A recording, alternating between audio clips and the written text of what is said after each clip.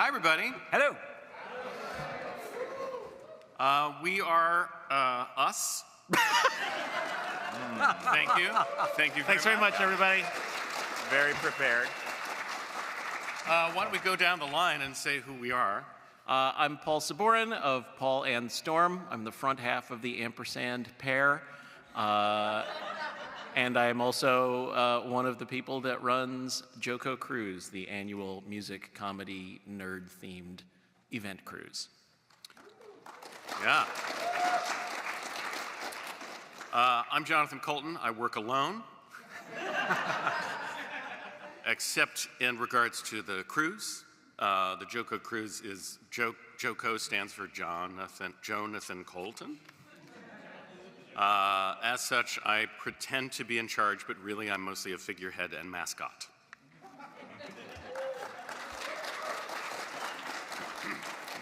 Hello, I'm Storm DiCostanzo. I work alone with Paul.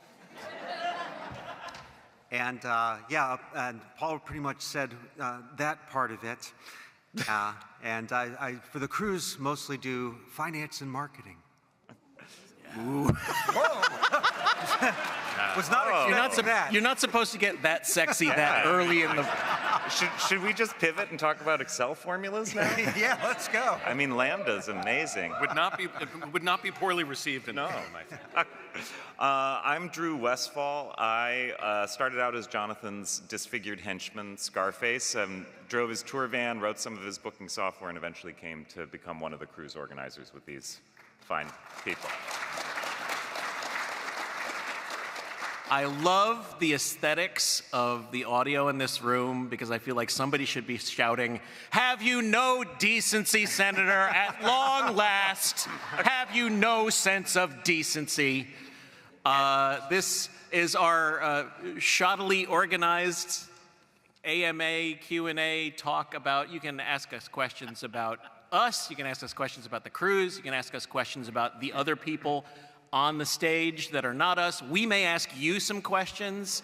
We have some stuff to give away that we will find reasons to do so until it gets close to the end of this panel and we haven't given enough of it away, at which point we will start throwing it at you randomly. And to be clear, we're the ones who've been shoddily organized. PAX and the JoCo team has done a great job. So thank you. A quick question for you to start off. By show of hands, how many of you have never been on and or have no idea what the JoCo Cruise is? Wow. All right. Good thing we have this video lined up so that we don't have to try and tell you, because it always takes us like 8 to 12 minutes and we never do a good job of it. This is, you can go ahead and throw to the video if you have not already. This is, what's the name of the Storm? What's the name of our influencer friend who made this? This is Jason Headley. Jason who goes under Easy Cat on TikTok and on Instagram, and is one of the folks that we invited to experience the cruise because we figured they'd have a great time and be able to explain it better than we could. Yeah. Did you know there is a cruise made for nerds by nerds, and it's called the JoCo Cruise? Last week when we embarked, I had never been on a cruise before, and I'm kind of scared of boats and water, so I was fairly nervous. But it wasn't long before I realized there were so many amazing things to do on this cruise to distract me. Of course, they've got live shows, but they also had a huge board game library, epic Lego builds, scary towel monsters, a mermaid meetup on the beach, a whole area where you can just play video games. Every morning, Carl got up to go to ukulele practice, and before long, he had joined a band. There were classes taught by puppets. This one that I went to let us make our own pirate flag. I think it did pretty well. They had a whole cosplay day and a fancy pants parade. Not to mention at night, there were lots of themed parties and dances, which Carl was very much the star of. They had a whole event where you could just taste cakes. The incredible Novel Naya gave a talk about the history of paranormal romance. And we attended a book swap. And at least tried to do some reading on the ship. With all these activities, I really appreciated these provided buttons, which let you easily indicate if you were in the mood to socialize or not. One of my absolute favorite things on the JoCo Cruise, though, were the door decorations. People went all out. Like, these were so freaking cool. This was our door, obviously. There were also inspirational messages all over the ship, and we got to visit some amazing places like the Bahamas and Puerto Rico, which I'm pretty sure is the most beautiful place I have ever been in my life. So stunning, in fact, that we did a little frolicking, visited a bookstore, and made some new friends along the way. In just 1 week, I went from being terrified to go on my first cruise to being so sad to say goodbye. This place and this community just feel so inclusive and inviting, and because of that, the JoCo Cruise ended up being one of the most incredible weeks of our lives. And though we were all super sad to say goodbye, we can't wait to see everyone again next year. So there you go. She's at the back of the room. We'll just do it at random. I noticed I was not mentioned at all.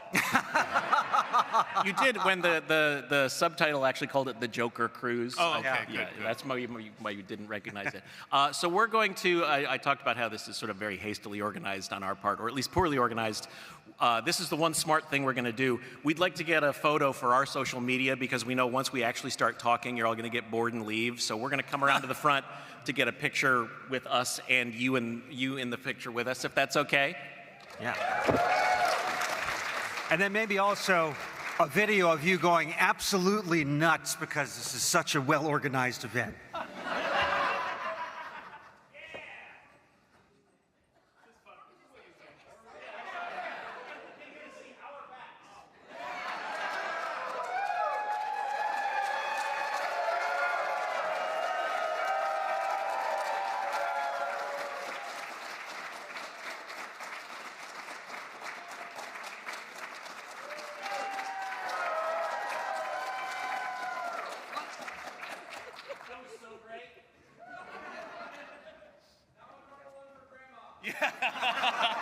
Now let's just do one for us. And that is exactly what the cruise is like. Yeah. Oh, if you could go, they only show me what's on here, so if you haven't gone back to the default screen there, thank you. Because I'm going to start, just go on Blue Sky for a while during this. You gonna finish the Wordle? Yeah. So let's talk a little bit about ourselves first. Jonathan. Yeah. Can you talk about your history with PAX in general and how long it's been and how old we all are? I honestly can't. I honestly can't remember. I think the first PAX I played was maybe 2008 in Seattle. Is that right? That was the only one back then, yeah. And then you guys started playing it with me shortly after that. And then I never did the Australia one. I played PAX East and. We did Australia. You did Australia. We did, yeah. Yeah, Storm and I have played all the PAXs. But You're welcome. But but for me, as a young, up-and-coming, internet famous person, it was wild because I would come to PAX, and Still Alive was out by then, and so I was playing shows around the country here and there, and a couple hundred people. But then when I would come to PAX and play in PAX, there'd be like literally thousands of people in a room, all singing along to Still Alive. By the way, Still Alive is a song from a video game called Portal that your parents played. But it was the one time that I actually felt like a certified rock star. It was a very exciting, heady time. Yeah. But it's always been a great event and a lot of fun. And I don't know. We were talking a little bit about how the spirit of PAX is sort of in the DNA of the cruise that we make also. So we owe a lot to it, I think, in that way. Well, and a little bit about the JoCo Cruise, too. So we started, Jonathan, Paul, and Storm started the JoCo Cruise in 2011 before I got involved, and it was 300 people in a group of cabins on a larger cruise ship. And then in 2012, 600 people, 2013, like 800, and eventually in 2017, we were able to make the jump to chartering an entire cruise ship, which it turns out is a very scary contract to sign. You literally like rent a cruise ship for a week. And it's bananas. It's no give-backs. Like when you're a group, you basically agree to take a certain number of cabins, and then as you get closer, you can give them back. When you buy the ship, it's yours. So we needed to move from about 1,100 people to 1,900. and that was 2017. And you can imagine how scary that was since we can't even fill up this room. It's literally millions of dollars.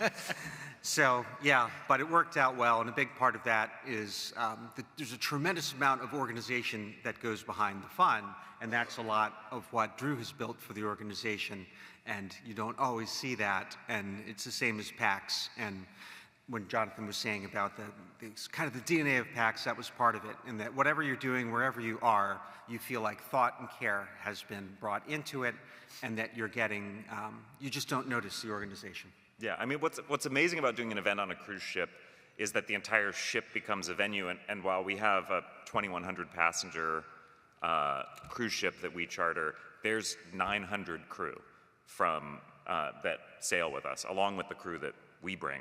So it's like a 2-to-1 student-teacher ratio on board, and we're able to customize so many different spaces on board. So almost everywhere you go on the ship, there are a lot of little JoCo Cruise Easter eggs you might find. Yeah, and to back up what Storm said, we really did, let's say, borrow a lot of the JoCo Cruise DNA from PAX and our experience here. We had played conventions here and there, but we found something special about the way PAX runs their events from their sort of the culture of the enforcers, these volunteers who are there to help out and get you where you need to go, but in like a cool, nice way.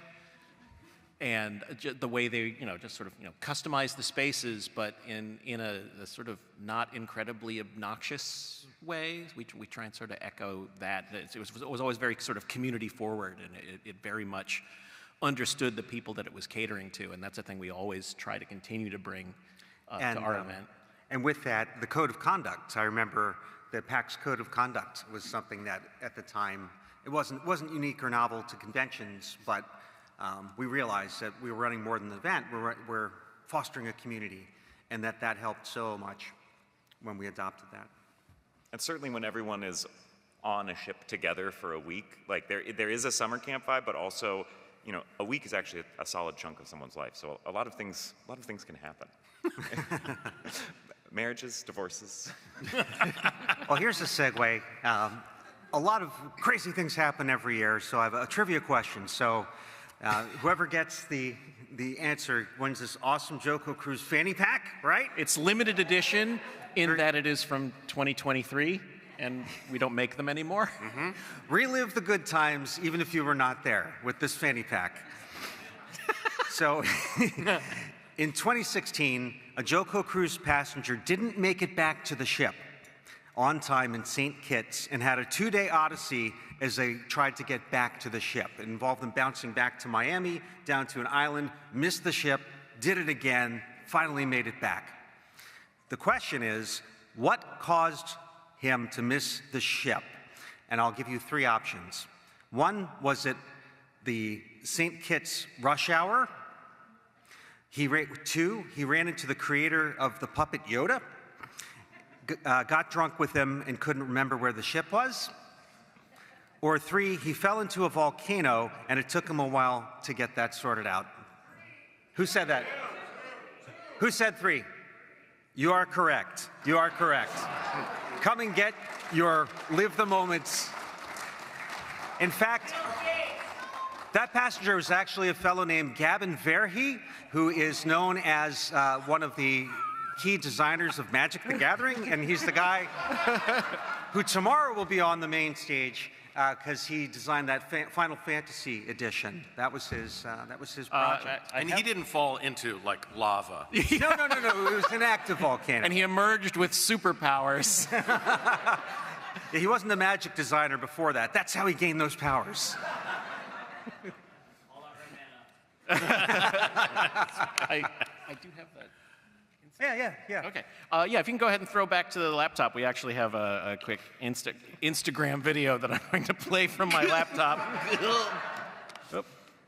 On February 4th, 2015, during JoCo Cruise, attendee and future legend Gavin Verhey hiked up Mount Liamiga, a stratovolcano situated on the Caribbean island of St. Kitts. This is his story. Because of reasons, Gavin fell off the trail and into the volcano. He escaped death, but missed the ship's departure by 1 hour. Undaunted, Gavin caught up to JoCo Cruise in San Juan, Puerto Rico, just in time to see the ship sailing away. Double undaunted, the next morning he flew to Haiti and convinced a driver to bring him to Labadee, the cruise line's private resort port. The driver left Gavin at the forested entrance to the port, which featured a fence topped with razor wire and a guard holding an automatic rifle. True story. Gavin presented his cruise credentials. Several tense minutes and one radio call later, Gavin was admitted to the port. He was later told by an industry insider, "You are the only passenger in the entire history of this port to ever board the ship here. The only one." Gavin rejoined JoCo Cruise and was given a hero's welcome because he was and remains a hero. Happy 10th Volcaniversary, Gavin.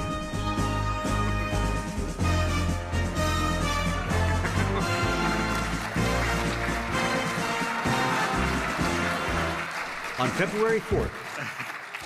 So, as I was watching that, I'm realizing maybe that's not the greatest selling point ever. It doesn't happen to everybody. Not You too everybody. can fall into a volcano.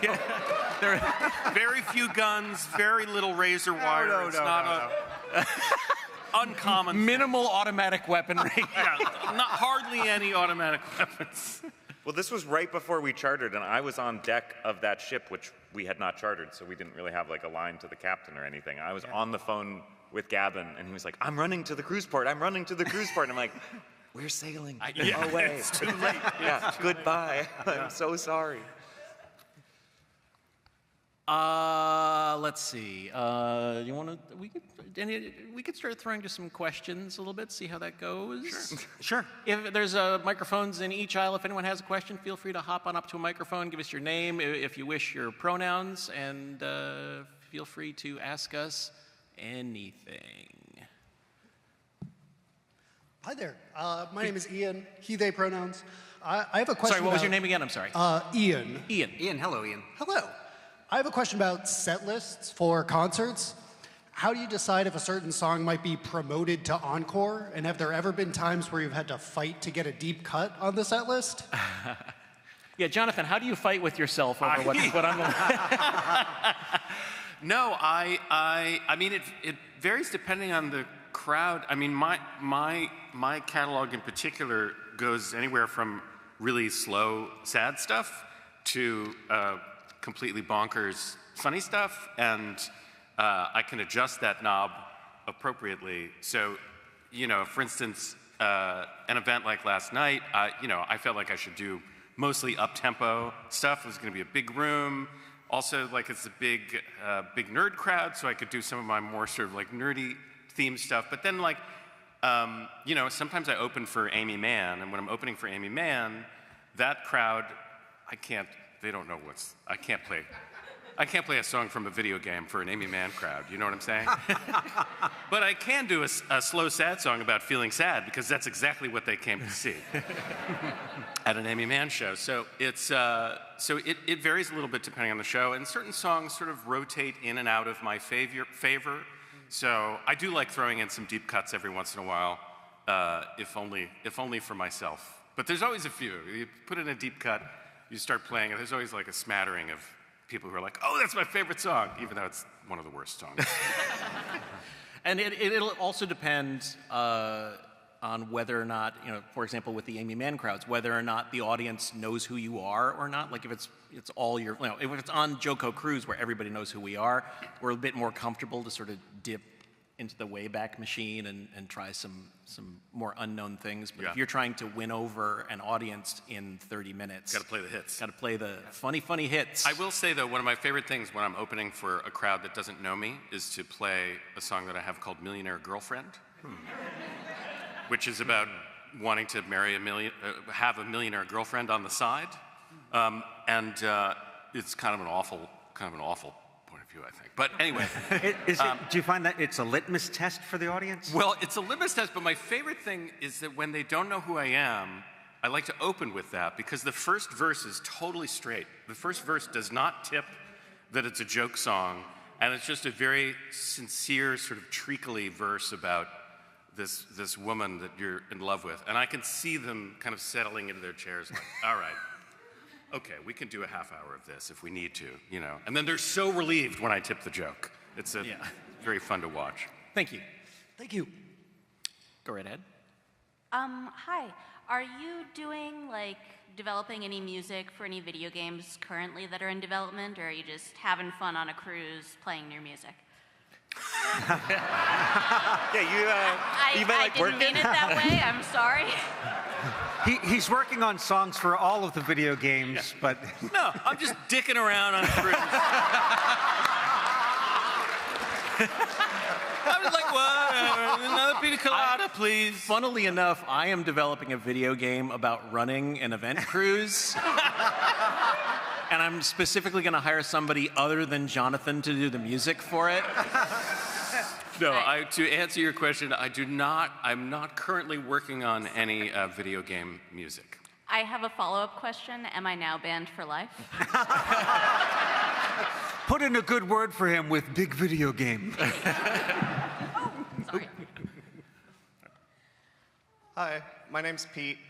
My question is there a process for considering local acts to perform on the ship? And also, are there any bonus points for those said supporting acts if they also sing about zombies and space and being sad and other nerdy things? Are you talking about just general shows or on the cruise? Because there's not a lot of local acts in the middle of the Caribbean Ocean, Caribbean Sea. Just on the cruise. Oh, sorry. So you said on the cruise or just any shows? Yeah, on the cruise. Oh, on the cruise. Or other shows. If you're looking for supporting acts for other shows, absolutely. Just curious. Just curious. Just asking. I'm in the hot seat now because I'm in charge of programming. Although we do it to a certain degree collectively, do most of our jobs. Each of us has our own sort of department, and I run the programming for the cruise. And it is a very the self-serving but honest answer is it's a very complicated calculus of who we program on the cruise, because we want to have sort of a mix of acts that people know, acts that people don't know, acts that people work in various genres. We don't necessarily just want all funny, nerdy songwriters versus all sad, weepy songwriters, because we already have all of that in one person. But every year we get a lot of suggestions throughout the year, and especially we put out a survey at the end of each cruise, and we ask people to feel free to recommend people. And I listen to every single suggestion we get sent, and I make that a point of policy and pride to do so, because I think, having started ourselves as a nobody group, people, everybody deserves to at least be listened to. And so I do always try, and also to try and keep things not just being my own personal taste or even our own individual personal taste. So it is a lengthy process. It's frankly hard for a wholly unknown group that doesn't necessarily have a lot of a following to be programmed on the cruise specifically, just because there also should be some sort of draw that they can add to the event in a perfect world. But that said, it comes down to, is your stuff really good? Does it happen to hit me and or us in the right place at the right time? And do we think our audience will do we think that it works for our audience? Well, and all that said, one of my favorite aspects of the JoCo Cruise is there's this thing that we call the Shadow Cruise, which is basically we have events that we organize and people that we book to perform, and then we reserve a bunch of spaces on board for any attendees to do set up their own shows or meetups or dance lessons, panels, knitting circles, or panels, or concerts, or improv shows, or whatever. So that's another way that I think there are a number of people who just do who get together and set those things up as part of the Shadow Cruise. Yeah. So that's an option as well. There are more hours of programming in the week than hours in the week itself. That's right. It is a chock-a-block. Yeah. So good luck. If you want to go, since you're here and you're on a microphone, and I am assuming there's something implied under your question, if you'd like to plug your work, now's the chance. Sure. So I'm in a ska band from Massachusetts called Threat Level Burgundy. Been doing it since I've been in high school with my high school buddies. And yeah, we're on Instagram, Facebook, Cool. Well, YouTube. send us an email. Send it. Yeah. Thank you. First of all, that's a great O'Mary shirt. I almost wore it today. It was a great show. So, Jonathan, I'm one of those sad Amy Mann fans that you just lovingly disparaged. So this one's for you. I'm actually going to be seeing you in June at the Wilbur. Right on. So question is, do you have any more, aside from the tour, do you have any upcoming collaborative things with her coming up? Are you working on any new music or releases with her? Nothing officially. I mean, we work together. Right now, we're working together on her. She's writing a graphic novel memoir. I've heard about that. And I'm sort of the story editor for that, so I'm sort of helping her organize and write and. It's like, draw funnier, more robots. Yeah. Sadder.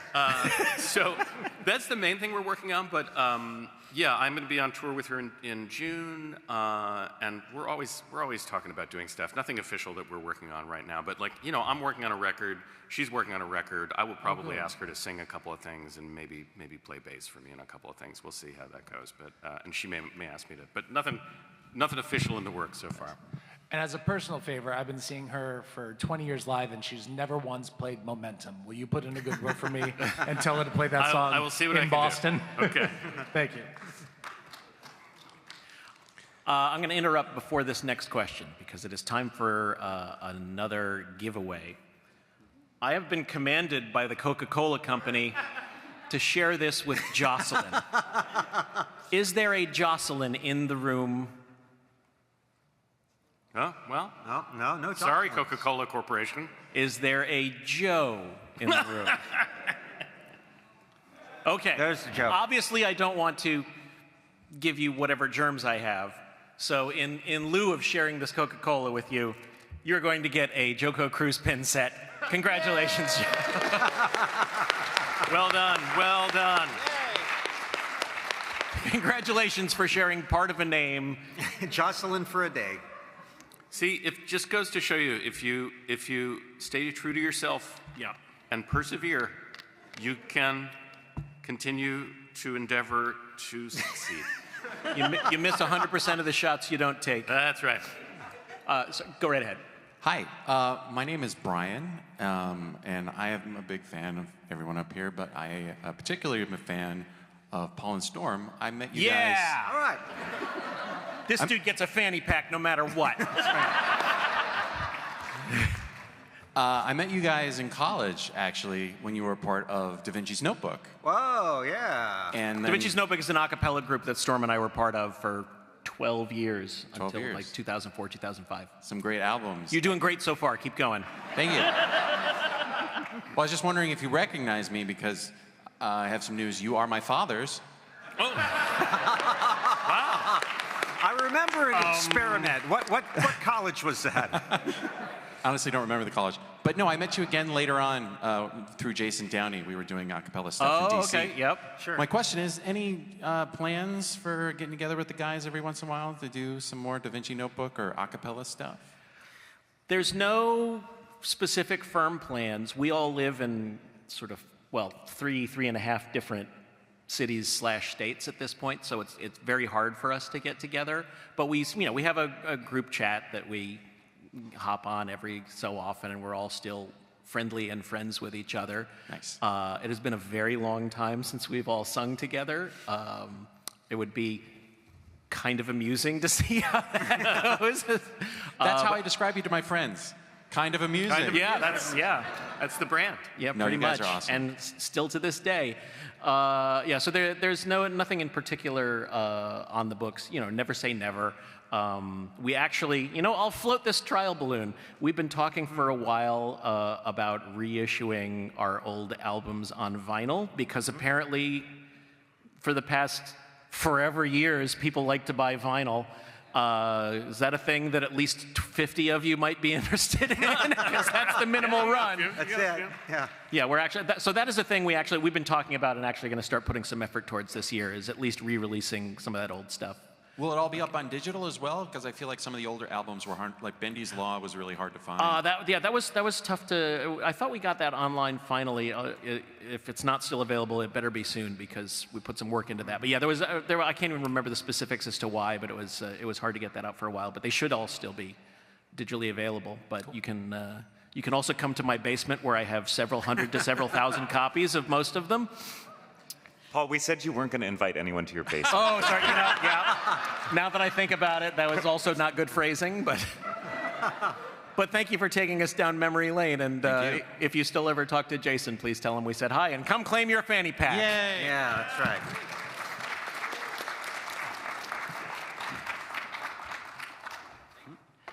Hello. Hello. My name is John. J-O-H-N, not J-O-N. I'm sorry, JoCo. That's all right. That's okay. You're allowed. There can only be one of each in the room. So. My question is, for each of you, assuming you all play video games, what is a video game that has emotionally moved you? Emotionally moved me? Yes. I mean, that's easy. Last of Us 2. Yeah. Boy, oh boy.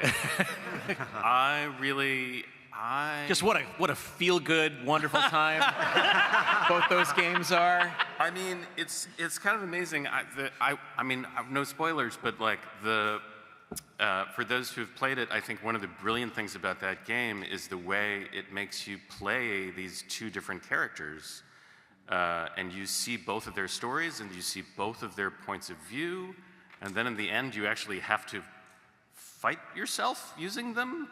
And it's a really, it's kind of a dirty trick, but I think it's a method of storytelling that only works in the medium of video games. It forces you to confront the story in a way that I don't think you do in a passive watching experience. So that's for me by far my favorite piece of video game story writing. And I'm sorry that I stole the only one. No. Drew, how about you? Well, I mean, I don't know that these are the same emotions that Jonathan felt playing Last of Us, but I've experienced a deep and abiding 10-year-long obsession with Factorio. And yeah, as a programmer, that like dopamine reward loop. Yeah, so I guess the emotion that I experienced was like intense addiction, and I also and having to pee and being hungry. Yeah, no, well, I had a standing desk, and I was playing so much standing that my ankle started to swell. I went to the doctor. Well, and there's this whole part of subreddit into Factorio where people will brag about getting deep vein thrombosis while playing. Anyway, I mean, it's a way of being moved. Yeah. This is cheesy to say, but I was genuinely moved by Portal 2. Yeah. I mean, not the song. The song was mid. No, because of me. No, but I love that. I also remember. I mean, I didn't like cry for days or anything, but I remember being very touched and moved at. I remember the old game Braid. Yeah. Oh yeah. Brady. And the sort of the switcheroo they pull on you at the end of that game that sort of recontextualizes everything was. I was like, oh wow, that's right. That video games can do that and not just be shooting things. That meant a lot to me. Yeah, and I confess I'm more of an old school gamer. I'm much more like Drew in my current games. Going deep on obsessively building worlds, but. I'd say Yar's Revenge, that guy, yeah. He had a raw deal, and he did something about it. Yeah, Yar got screwed. And also, I mean, of course, Oblivion, when that one guy took an arrow to the knee. Day of the Tentacle. Yeah. So, thank you. Thank you. Hey, what do you guys do when you have, like, writer's block as musicians and you're like, I have this cool idea or a lyric, and you just get stuck on what you want to do with it? Do something else. Yeah, that assumes that I even get a good idea or lyric to reach that point.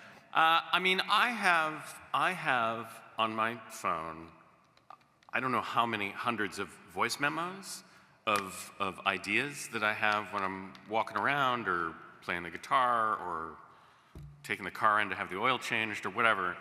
And most of them are terrible. And it's just sort of the circular file. I put things in there and they kind of disappear. Except one of the ways I approach creative work is like, you got to do something every day. You have to sit down and do it on purpose. Sit down and play, sit down and write, sit down and organize files, or sit down and go through old ideas. And I have done this many times when it's like I sit down for a day, it's time to write, and I don't feel like writing, or I don't have any ideas. Like, let's see what's in that file. And I go deep into it, and this happened very recently. There was a song idea in there that was like half a verse, and it was, I want to say, 4 or 5 years old. I hadn't thought about it, and when I listened to it, I was like, did I write this? This is pretty good. Whose song is this? And then I finished it, and it became a song. So like, the ideas that you have are, I've had to learn that they're not all precious, because more will come. And if you have something that you are sort of stuck on and it's not going, just put it somewhere in a place where you can find it later, and move on to the next thing, and make it part of your process to go and sort of turn over that soil and see what's there. That's my advice. Thank you, guys. Sure. Thank you. Oh God, it's me. Oh God. Oh God. All right, I'm Jack. To steer the attention over to Jonathan for a little bit, for a short bit of exposition, we've interacted before. Back about 7 years ago, I believe you got an email from this one 13-year-old saying, back in the Ask Me Another days, saying, hey, this is really cool you do this. I like your music. I like you guys on the show. How does one become an intern? And unfortunately, at 13-year-old, you delude yourself a bit. And I was so excited. And then, well, the show wrapped up. So that happened, but no, happy to see you in person. And now, to take attention away from you to everybody else on the panel. Sometimes I know, musically, you have to revisit an idea a few times, even when it's done, sort of just make sure, yeah, I made the right choice on this. So I asked you, how many times have you all been forced to listen to Mr. Fancy Pants by Jonathan? That's one of my favorite of Jonathan's songs, which is a good thing. We have something on the cruise called the Fancy Pants Parade. If you're not familiar with the song Mr. Fancy Pants, Jonathan, why don't you set the context for the song Mr. Fancy Pants? This is how weird my life is that I write this song, Mr. Fancy Pants, about a guy whose name is Mr. Fancy Pants because he always wins the parade contest for having the fanciest pants.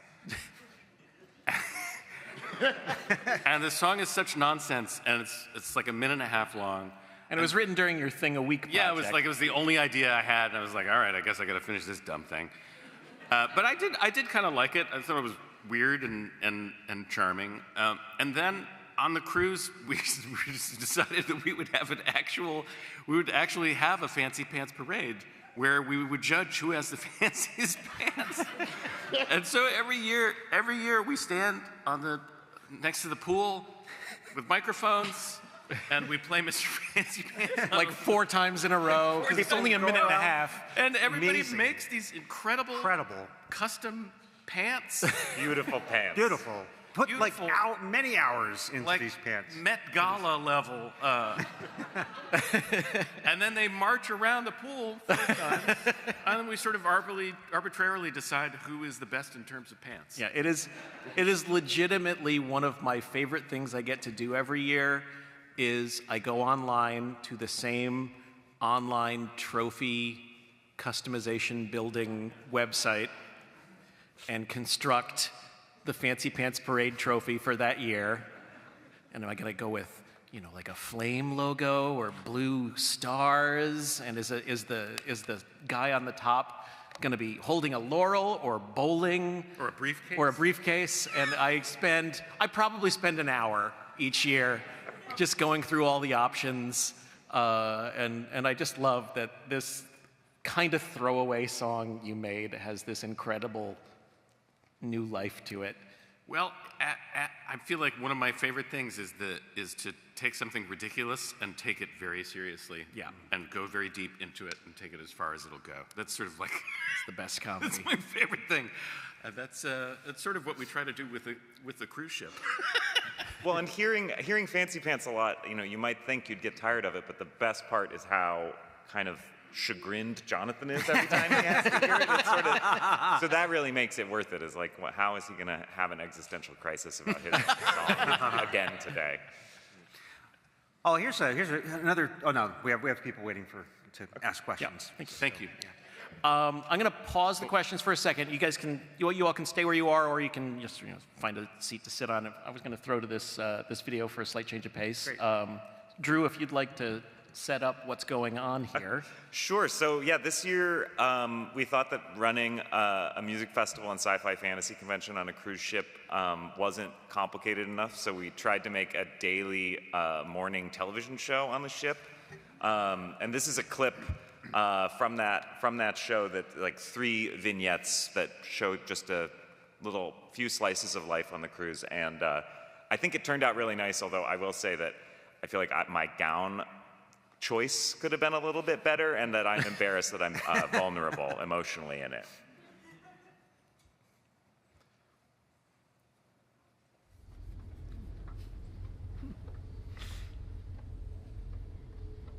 I've never seen this, by the way.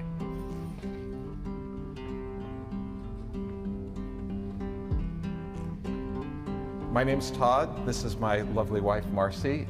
We are 6-year veterans at this point. This is the farm at sea, as it has been coined. We actually didn't come up with the name. Another cruiser came up with the name after the first year. I worked as an operating room nurse for my entire career. But despite all of that, this was entirely his idea. So we realized going into 2022 that maybe we could contribute back to this community that we had joined.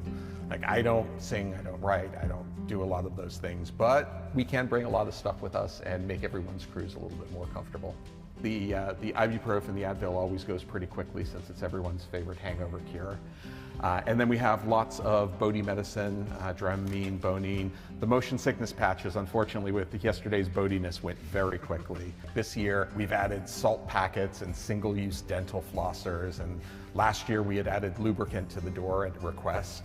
It is a very lovely community, and there's just a lot of really kind, generous people that bring all their different gifts to the table. People are usually making happy, satisfied sounds whenever they come by. So.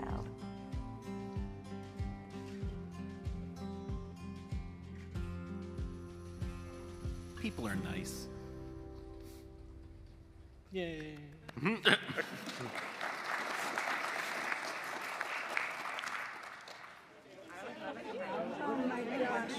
Would you like a shiny?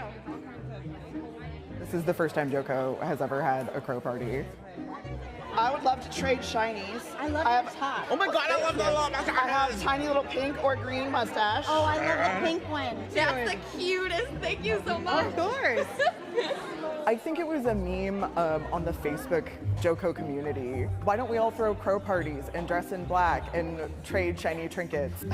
I actually don't do a lot of bird-related things. Birds honestly freak me out a little bit, but I love shiny things and sharing. So it just made sense. Can I interest you in a crow on a skull? I have a pin from the lost year. Oh yeah, it was the boat that wasn't a boat. The boat that wasn't a boat. I never actually got a pin for that one. You're welcome to it. Thank you so much for doing this. I've always wanted to go to one of these ever since I saw the meme. I know, right? And I'm so excited. Oh no, that's also for you. Oh, are you sure? She really wants that. Oh yeah, or chicken or swan? Swan. Thank you.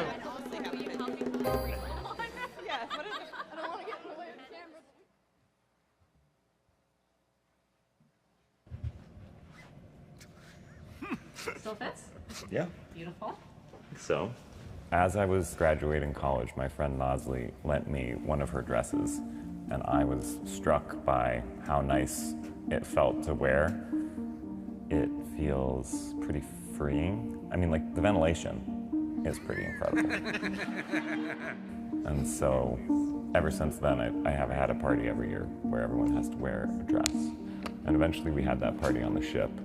And then over the years, it mutated into a pride party. Wow, hello. I feel like, what I want is for a straight man to not know I'm wearing cheek makeup. Hello. Hey, Phil. I think you can start serving the cupcakes. I'll be up in a couple minutes. I'm just getting my cheeks contoured. Okay. I think JoCo Cruise is about self-expression and giving people a place to really feel like they can not only be themselves, but experiment with who they want themselves to be. It's like we're all pretending that we're in a utopia together, and doing that lets us be really kind and accepting to each other, and that is really nice. I'm also so tired and hungover. This is your life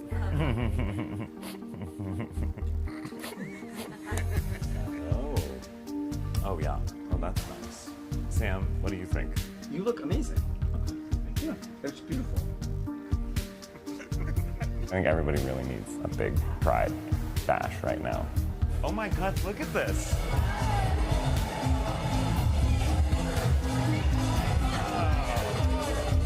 Thank you.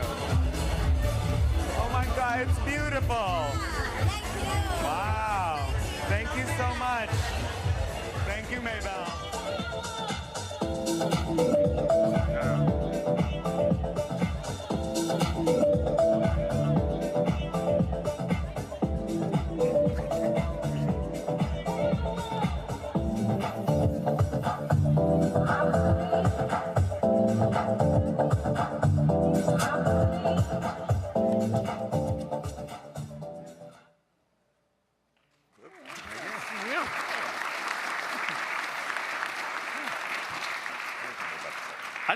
I didn't think that dress was so bad. Yeah. No, the dress. Well, but with the veil thing, I don't know. Daphne, I thought, had a better kind of Pink Pony Club. The theme of the Pride Party was Pink Pony Club this year, and I thought that Daphne ultimately Well, you can't compare and disparage. Yeah, you can't compare yourself to Daphne. Okay, so we're gonna keep plowing through questions until we run out of time and then run over time. So I believe we're over here. Yep, I will go. What's up? My name's Vince. First-time listener for any of you yesterday. Really like your stance on encores, Jonathan. Oh, thank you. Yeah. And the one thing that kind of stood out to me though is you went 90% of the way and stopped 10% short of actually not doing an encore. So what stops you from just saying, yeah, once I finish these last 3 songs, I'm done? I've done that before, and there is a palpable disappointment that comes from the audience when that happens. People want the experience. They expect it. You get in trouble if you don't do an encore. You seem like a dick if you don't do an encore. So it's the social contract. It's understood. It's a bad contract. Yeah, I agree. Thank you. Thank you. It's like tipping. You can't. It's like tipping. My name's Connor. First off, I just want to say, Jonathan, Paul, and Storm, I love what you guys do. I listen to you guys with my dad all the time. We think you're hysterical. I was just wondering, what were some of you guys' earliest inspirations, both comedically and musically? Oh boy. It's a big melting pot. Yeah, because for me, and when Paul and I discuss it, part of it's comedy and part's music. Personally, anything that is thick in strong melodies and harmonies, so Beatles were always my number one. And on the comedy side, Weird Al, of course. My 2 fathers musically growing up were Weird Al and Tom Lehrer. We had Tom Lehrer albums in my house since I was a sentient being, and it gave me an early deep love of smart, funny music that was also good songs, which is what we always strive for what we do. Yeah, I second all of those, and I'll add They Might Be Giants. Yeah. Who I discovered in college, the Flood album, and I was like, oh my God, you can do this? And who else? I don't know. Musically, I grew up on a steady diet of Beatles and Billy Joel, and little Steely Dan in the mix as well. That's why all my music sounds like Steely Dan music. Thank you guys so much. Thank you.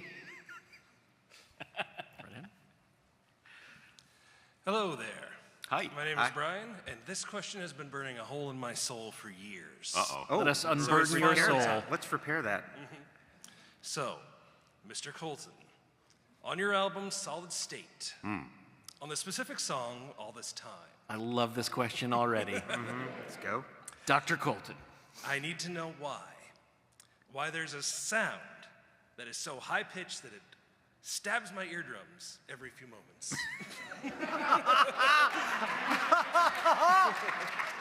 Why are you hurting me so? Yes. Why do you hate this person so very, very much?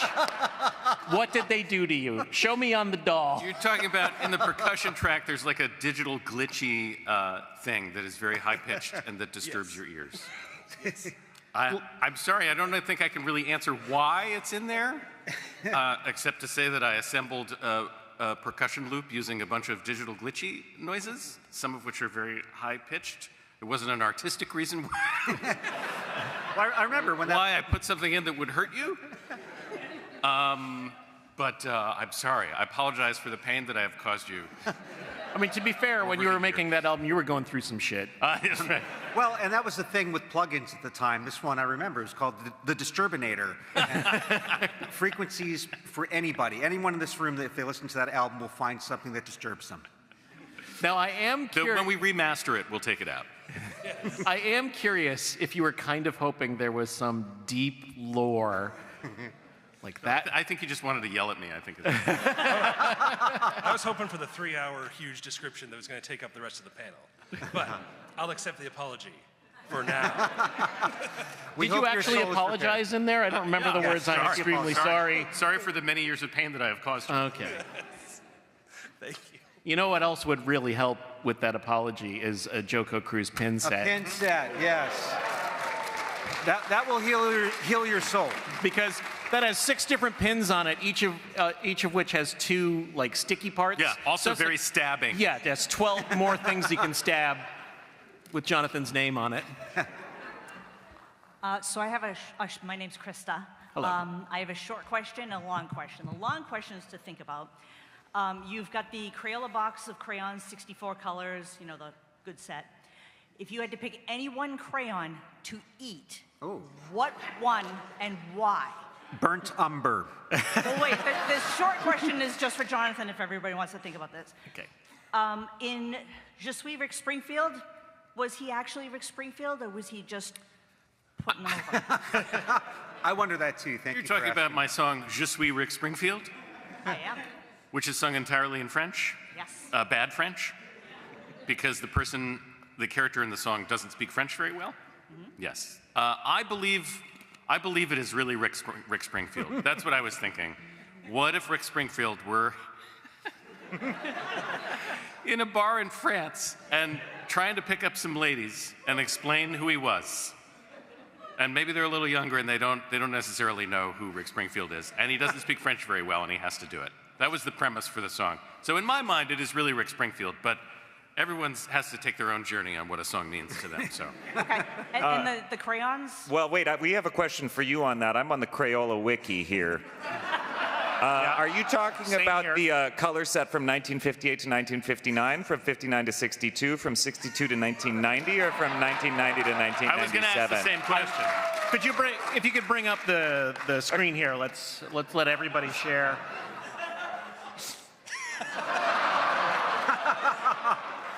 No, I'm sticking by my original answer, which is burnt umber. And I know that because I was kind of a weird kid. And yeah, sometimes I'd eat crayons, and those were delicious. Yeah, there's a lot to choose from here. Yeah, I'm going to go for, in the 96 to 99 collection, asparagus. Oh. Kind of looks like asparagus. I'm going to choose maize, which I believe means corn. I'm going to go yellow-orange because lemon and orange are my 2 favorite fruit flavors. So it'll be kind of like a soda. my two favorite fruit flavors. I call it my crayon Sprite. Thank you. You're welcome. Thank you. Yeah. Over here. Hi, I'm Sam. I have an oddly specific question for Mr. Coulton. I'm also a Connecticutian who sang in college. So how did your time with the Whiffin' Poofs impact your musical experiences and your decisions? So I sang a cappella in college in two different groups, one called the Spizwinks and another one called the Whiffin' Poofs. Drew also went to the same school and was in the same singing groups, which is how we know each other. I would say it impacted me a lot.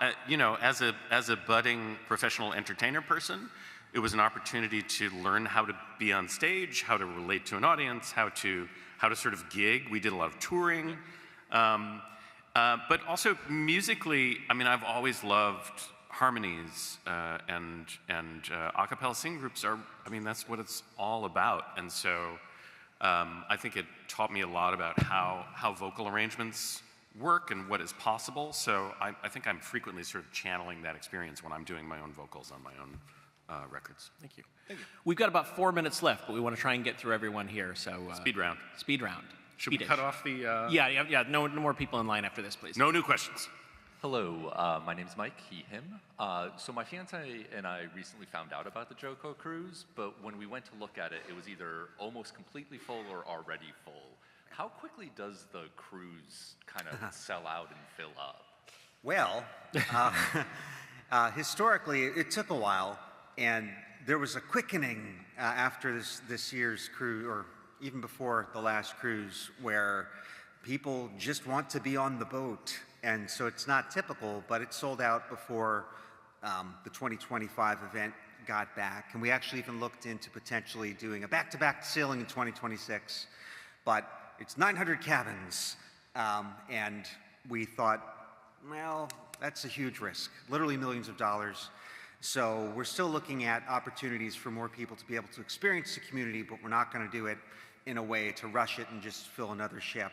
So currently, the next JoCo Cruise will be the spring of 2027. It will not go on sale for a little while. But you should sign up for the mailing list so you know. Yeah, certainly we announce it on socials and especially on our mailing list. That's the best way to get advance word of when it sells. And it's also a wonderful community in general, so definitely encourage you. There's a Discord where people hang out and talk, and there are actually a lot of people there that have not been on the cruise. And that it's something that lives year round as well. Yeah, booking opens in the late fall, early winter of the year prior to the. But you know what? All these years, it usually opens around November, December, booking, and there's a month or two at least where we've always had inventory. Awesome. Thank you guys. Thank you. Yeah. Okay, for Paul and Storm. Yeah. Back on the opening band album, you guys did the Randy Newman movie theme. Yes, we did a whole bunch of songs in the style of Randy Newman. It was the same song over and over, just with new lyrics. And one original. And has there been any movie that come out since it's like, we gotta do one for this? We have occasionally, in Yeah. live shows, we have occasionally done new ones. I think, we did them for the Barbie movie and Oppenheimer when those came out. We did those live. We haven't recorded them. Yeah, we did the Barbieheimer Newman, I think, might have been the last one we did. Yeah. Yeah, when a film comes out that is worthy of the Randy Newman treatment. Hi, so I know you guys already spoke about, like, for example, some of the musicians that you listened to growing up, like They Might Be Giants and Weird Al, but I was wondering, because of the entire list of all the creative and amazing different things you guys have done and created over your careers, what kind of things, like were there things like radio shows like Dr. Demento, I know I'm dating myself on that, or other things that helped inspire you to break things like the musical norm? Yeah, I mean, Dr. Demento was huge for me as well. And I actually got to correspond with Dr. Demento because he played one of my songs on his show. Storm and I have done shows with Dr. Demento. I mean, it's like the coolest thing, because for me it was like, oh my God, this world exists, And then so to become a part of it, and like to have him say like, "Oh, you do a good job." It was like really meaningful to me. Well, and then we did a show for a while called Wootstock, and that was, we brought together folks like Will Wheaton and Adam Savage from Mythbusters just colliding. So anytime you find different worlds, they often connect in ways you might not expect. So yeah, it's absolutely a thing. Always look for stuff that you're just drawn to and go deep on it. All right, thank you. Thank you.